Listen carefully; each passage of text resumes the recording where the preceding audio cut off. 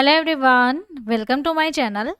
आज के video lecture में हम सीखेंगे कि हमें जो कमर के रिलेटेड जो प्रॉब्लम होती है, यानी कि जो स्पाइनल प्रॉब्लम है, उसमें आप देख सकते हैं कि जब भी हमारा नॉर्मल मूवमेंट होता है तो उस दरमियान आप अपनी जो कमर जो है और अपनी जो मूवमेंट है वो इस तरीके से कर सकते हो। लेकिन जब भी हमें कमर की प्रॉब्लम हो जाती है या फिर स्पाइन की प्रॉब्लम हो जाती है, वहाँ पे तेज़ दर्द होता है, तो उस वक्त हमारी जो कमर है वो नीचे मुड़ नहीं रही है, बैंड इस तरीके से नहीं हो रही है, जो कि यहाँ पे ये जो है वो पूरी 90 डिग्री पे इस तरीके से फोल्ड हो रही है। तो यहाँ पे कुछ रिस्ट्रिक्टेड मूवमेंट है, तो कुछ समय पर आप अटक जाते हैं और उसके कारण ये जो है कि हमारी जो स्पाइनल है वहाँ पे आप देखिए धीरे धीरे वहाँ पे ऐसे रेड रेस से रैसेस हो जाते हैं।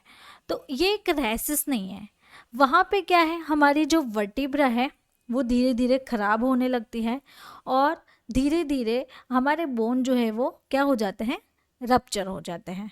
रप्चर होने के कारण हमारी जो टिश्यूज़ है ये एक दूसरे के साथ मिक्स हो जाती है और उसके कारण अगर वर्टिब्रा मिक्स हो जाएगी तो हमारा जो मूवमेंट है वो कम हो जाएगा और उसके कारण आपको गले का दर्द, कमर का दर्द, ये जो सारी प्रॉब्लम है वो होने लगती है।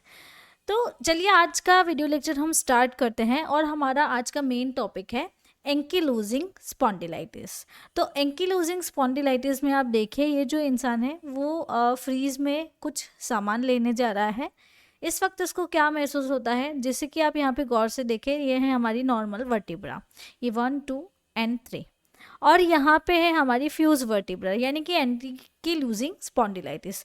उसमें क्या होता है कि नॉर्मल वर्टिब्रा का यहाँ पे आप देखें एंड जो है वो ओपन है, यहाँ से ये वाला पोर्शन ओपन है और जब भी एंकीलोजिंग स्पॉन्डिलाइटिस हो जाता है तो वहाँ पे ये जो है वो फ्यूज यानी कि जॉइंट एक दूसरे के साथ, टिश्यूज जो है वो एक दूसरे के साथ मिक्स हो जाते हैं। उसके कारण हमारी जो वर्टिब्रा है वो बेंड नहीं हो पा रही है, वो ठीक तरीके से डिस्क को ओपन नहीं करेगी। अगर डिस्क ओपन नहीं होगी तो क्या होगा, मूवमेंट ठीक तरीके से नहीं होगी। तो चलिए स्टार्ट करते हैं आज का हमारा वीडियो लेक्चर। तो अगर आपको भी ऐसी प्रॉब्लम है तो ये जो सारे टॉपिक्स है वो आज हम कवर करने वाले हैं, इसके ऊपर आप डिटेल में जान सकते हैं। इंट्रोडक्शन से समझते हैं कि एंकीलोजिंग स्पॉन्डिलाइटिस जो है उसे हम एक्सियल स्पॉन्डिलायो आर्थराइटिस भी कहते हैं।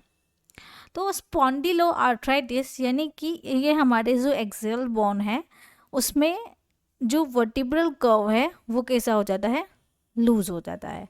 उसके कारण हमारा जो स्पाइन है वो ठीक तरीके से कर्व नहीं ले पाता। जब भी हमारा नॉर्मल जो कर्व होता है स्पाइन का वो एस के रूप में होता है, लेकिन वो जो है हमारा कम हो जाता है।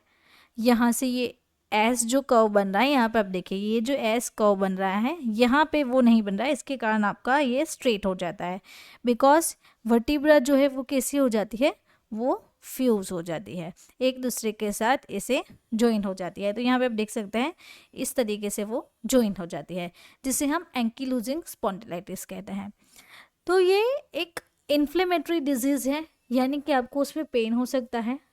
जैसे जैसे टाइम आगे बढ़ेगा वैसे वैसे आपके बोन और स्पाइन और वो जो जिसे हम कहते हैं वर्टिब्रल कॉलम, तो ये हमारे बोन और ये है हमारी स्पाइनल कॉर्ड्स, तो ये दोनों फ्यूज होती जाएगी, दोनों मिक्स होती जाएगी। अगर मिक्स हो गई तो आप थोड़ा भी नीचे नहीं मुड़ सकते हैं। किस कारण से होता है, तो ये एक जेनेटिकल फैक्टर होता है। उस जेनेटिकल फैक्टर का नाम है HLA-B27 यानी कि ह्यूमन ल्यूकोसाइट एंटीजन B27। ये एक जीन है, ये एक जीन का नाम है। जिसे ये होता है उसको ज़्यादा रिस्क रहता है एंकीलोजिंग स्पॉन्डिलाइटिस अपने शरीर में डेवलपमेंट होने के लिए। तो जैसे जैसे ये इंक्रीज़ होता जाएगा वैसे वैसे आपकी बॉडी में रिस्क इंक्रीज़ होते जाएंगे। अब सिम्टम्स के बारे में देखते हैं कि क्या क्या सिम्टम्स हो सकते हैं। तो यहाँ पे आप देख सकते हैं कि आपको शोल्डर पेन हो सकता है, जैसे कि जहाँ जहाँ पे हमारी बॉडी में वर्टिब्रल कॉलम के साथ अटैच जॉइंट्स हैं वहाँ पे हमें पेन हो सकता है। हिप के अराउंड आपको पेन हो सकता है, buttocks pain and abdominal pain, उसके कारण पेट में भी दर्द हो सकता है।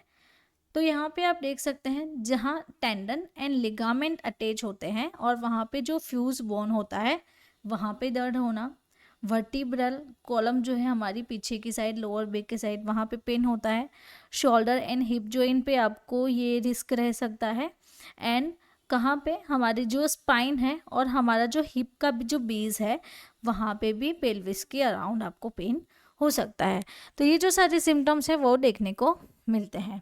उसके साथ साथ आप पर्टिकुलर हम देखें तो the back of the heel में ऑल्सो भी इन्वॉल्व एट द टाइम। जैसे जैसे ये इंक्रीज होता जाएगा तो आपकी जो हील का जो जॉइंट है वहाँ पे भी आपको पेन होगा। हिप के जॉइंट पे भी इन्फ्लेमेशन पेन हो सकता है। जहाँ पे हमारी रिब केज और कार्टिलेजेस है वहाँ पे, शोल्डर के अराउंड, देन स्पाइन के around, lower vertebra back side and pelvis के साइड भी हमें पेन हो सकता है। तो ये नंबर्स ऑफ सिम्टम्स आपको हो सकते हैं, जैसे कि हम अभी कह रहे हैं कि जहाँ पे भी जॉइंट है और ये जो वर्टिब्रा है वो अटैच हो रही है उसके साथ, वहाँ पे आपको पेन हो सकता है। नाउ वीडियो के बीच में मैं आपको बताना चाहती हूँ, अगर आपको हमारे साथ ऐसे ही स्टडी करना अच्छा लगता है और आपको हमारी ये जो बुक है वो चाहिए, तो ये डिजीज़ एंड ट्रीटमेंट बुक के लिए आप हमें व्हाट्सएप के थ्रू कांटेक्ट कर सकते हैं, या फिर इस बुक को आप 749 में हमारी mobile application learn with Pfizer से परचेस कर सकते हैं। उसके साथ साथ आपको एक कोर्स मिल जाएगा, वो पीडीएफ बुक के लिए है, तो वो भी आपको मोबाइल स्टोर पे अवेलेबल रहेगा। तो मोबाइल एप्लीकेशन डाउनलोड कीजिए, वन टाइम आपको पेमेंट करना है, 299 आप पेमेंट करेंगे तो आपको लाइफ टाइम इसकी वैलिडिटी मिलेगी। अब डायग्नोसिस के बारे में सीख लेते हैं, जैसे कि पेशेंट काउंसिल करना, तो पेशेंट को कहाँ पे दर्द हो रहा है, स्पाइन में दर्द हो रहा है, किस जगह हो रहा है, कितने टाइम से हो रहा है। उसके बाद स्पाइन का एक्सरे, तो स्पाइन के एक्सरे से भी पता चलेगा कि ये जो डिस्क है वो कितनी और कहाँ पे जॉइंट हो रही है। उसके बाद हम करवाएंगे स्पाइन का एमआरआई। एमआरआई से तो बहुत ही अच्छा पता चल सकता है। यहाँ पे आप देख सकते हैं इस तरीके से ये जो कॉलम है ये पीछे की साइड ये फ्यूज़ होने लगती है, तो धीरे धीरे ये फ्यूज़ होने लगी है। और उसके बाद HLA-B27 जो एक खास टेस्ट होता है एंकिलोजिंग को आइडेंटिफाई करने के लिए।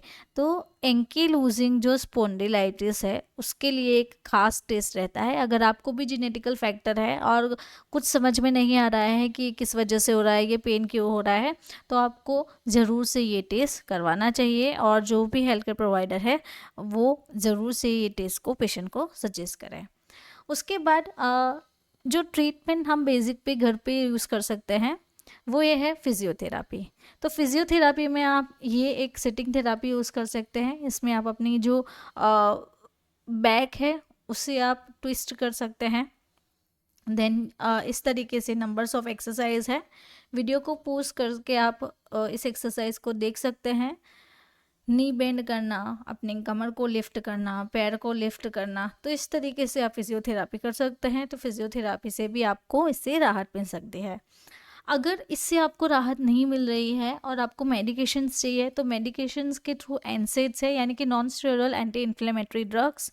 तो इसमें ibuprofen, aspirin, flurbiprofen, naproxen, piroxicam, ketorolac, indomethacin, phenyl butane. तो ये जो सारी ड्रग्स हैं वो आप पेशेंट को सजेस्ट कर सकते हैं, जो कि एनसेड की कैटेगरी से है। उसके बाद कॉर्टिकोस्टेरॉइड्स की बात करें तो यहाँ पे आप देख सकते हैं कॉर्टिजोन, प्रेडनिसोलोन, प्रेडनिजोन, मिथाइल प्रेडनिसोलोन, डेक्सामिथाजोन, बीटामिथाजोन, हाइड्रोकोर्टिजोन। तो ये एक कॉर्टिकोस्टेरॉइड है, उसके साथ साथ आप एक कॉर्टिकोस्टेरॉइड भी सजेस्ट कर सकते हैं। नाउ वीडियो के बीच में मैं आपको एक छोटी सी एड ब्रेक लेके अगेन बताना चाहती हूँ, अगर आपको हमारे साथ ऐसे ही स्टडी करना अच्छा लगता है और आपको हमारी ये जो बुक है डिजीज एंड ट्रीटमेंट वो चाहिए, तो उसके लिए आप हमें व्हाट्सएप के थ्रू कांटेक्ट कर सकते हैं। और इस बुक की प्राइस है 749, जो कि आपको 7 से 8 डेज़ की डिलीवरी में मिल जाएगी। डायरेक्ट व्हाट्सएप के थ्रू भी आप परचेस कर सकते हैं, या फिर हमारी एप्लीकेशन है लर्न विद फाइजा, वो डाउनलोड करें, वहाँ पे भी ये बुक अवेलेबल है। साथ ही आपको पीडीएफ कोर्स मिल जाएगा। पीडीएफ कोर्स की प्राइस है 299, जो कि आपको वन टाइम पेमेंट करना है, लाइफ टाइम के लिए आपको इसकी वैलिडिटी मिलेगी। तो 749 फिज़िकल बुक की प्राइस है। और जानकारी के लिए आप व्हाट्सएप के थ्रू कॉन्टेक्ट कर सकते हैं। साथ ही हमारी जो मोबाइल एप्लीकेशन है लर्न विद फाइजा, उस पर दूसरे भी कोर्सेज है, हेल्थ एंड मेडिसिन कोर्स, जिसमें आप सीख सकते हैं डिफरेंट मेडिसिन के बारे में, और मेडिकल ट्रीटमेंट ऑफ डिजीज़ जो कोर्स है उसमें हम सीख सकते हैं डिफरेंट डिफरेंट डिजीज़ और उसके साथ उसकी क्या ट्रीटमेंट है, उसके क्या लक्षण सिम्टम्स, सब कुछ आपको इस कोर्स में जानने को मिलेगा। तो ये कोर्स की जो प्राइस है वो नॉमिनल से प्राइस है 199 एंड 250। ये भी आपको लाइफ टाइम के लिए कोर्स मिल जाएगा, वन टाइम आपको पेमेंट करना है। तो चलिए स्टार्ट करते हैं आगे का वीडियो और समझते हैं और मेडिसिन के बारे में। तो यहाँ पे है DMARDS यानी कि disease modifying anti rheumatoid drugs. तो जब भी रूमेटॉइड आर्थराइटिस होता है या फिर बोन के रिलेटेड इश्यूज होते हैं तब ये मेडिसिन दी जाती है। इसमें आती है मिथोट्रिक्सेट, सल्फासिलाजिन, लेफिलोमाइड एंड हाइड्रोक्सी क्लोरोक्विन। तो ये ड्रग आप पेशेंट को सजेस्ट कर सकते हैं। नाउ एंटी TNF ड्रग, तो ये जो ड्रग है वो कब दी जाती है? जब भी किसी को एंकीलूजिंग स्पॉन्डिलाइटिस होता है तो एंटी TNF का मतलब है ट्यूमर नेक्रोसिस फैक्टर। इसका मतलब क्या होता है? Tumour necrosis factor. तो जेनेटिकली जो फैक्टर होता है उस पर ये डिपेंड रहता है। तो ये एक बायोलॉजिकल एजेंट है, अल्फा इनहिबिटर्स की क्लास से बिलोंग करते हैं। तो यहाँ पे आप ये जो ड्रग है वो वीडियो को पोस्ट करके आप देख सकते हैं। तो स्पेशली ये जो है एडालीवाब वो जाइडस फार्मास्यूटिकल कंपनी बनाती है। इसका इंजेक्शन आता है। तो IM यानी कि इंट्रामस्कुलर आप ये इंजेक्शन को दे सकते हैं या फिर सबक्यूटेनियसली पेशेंट को भी दिया जाता है। यहाँ पे ये जो इंजेक्शन है वो सबक्यूटेनियस वेरिएंट पे अवेलेबल है। तो डिफरेंट कैटेगरी की डिफरेंट ड्रग्स भी है, वो आप पेशेंट को सजेस्ट कर सकते हैं और आप पेशेंट को दे सकते हैं। तो अगर आपको मेरा ये वीडियो अच्छा लगा तो आपको ये वीडियो भी अच्छा लगेगा। इस वीडियो को भी आप ज़रूर से देखें, इसमें भी आपके लिए बहुत अच्छी जानकारी दी गई है। तो इसे भी आप ज़रूर से देखें। अगर आपको ऐसे ही हमारे साथ सीखना है तो हमारे चैनल को यहाँ से सब्सक्राइब करें और बेल आइकन को टर्न करना ना भूलें। Thank you for watching my video.